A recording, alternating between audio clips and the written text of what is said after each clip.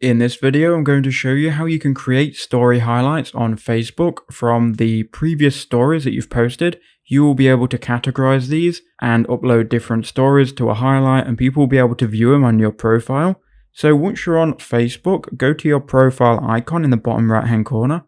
Once you're here, you need to then click on the profile icon again in the top left, and that will take you to your Facebook profile.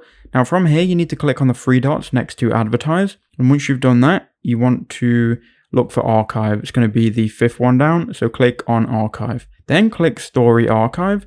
And now you can start to create your highlights. So let's say I want to create a YouTube highlight and I want to highlight some of my YouTube posts. So we'll click on one of them, and then you want to go to feature in the bottom right hand corner.